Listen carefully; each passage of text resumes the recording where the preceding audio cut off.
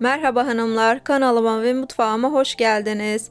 Bugün güzel bir tarifle sizlerle beraberim. Tarifimizin ismi gelin pastası. Malzemeler açıklama kısmında mevcut, oradan bakarak yapabilirsiniz. Dilerseniz yapılışına geçelim. Ama daha önce kanalıma abone olup bana destek olmayı unutmayın.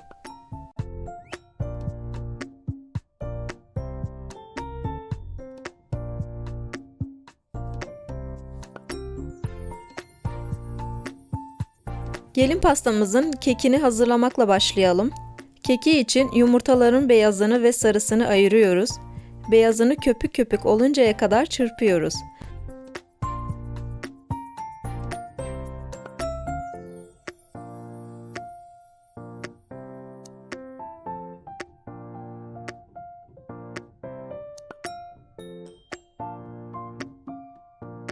Sarısını şekeri ile ılık su ekleyip toz şekeri eriyene kadar çırpalım.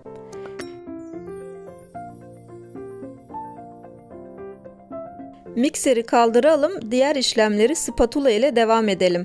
Yumurta sarısını ve beyazını spatula ile söndürmeden yavaş yavaş karıştıralım. Üzerine unu, kabartma tozunu ve vanilya ekleyerek spatula ile yavaş yavaş söndürmeden karıştıralım.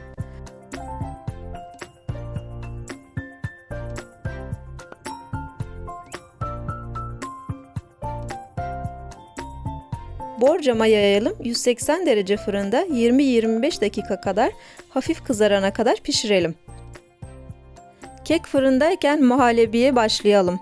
Vanilya ve ceviz hariç tüm malzemeleri tencereye alıp devamlı karıştırarak pişirelim.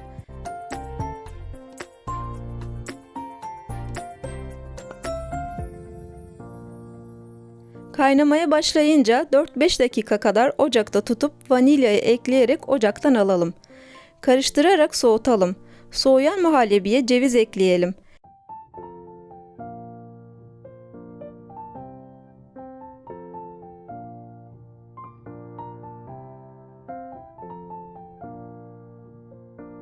Kek soğuyunca süt ile ıslatalım. Üzerine cevizli muhallebi yayalım.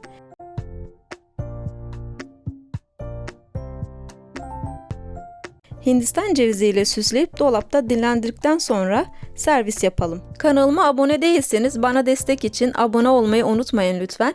Yapacak olanlara afiyet olsun, hoşça kalın.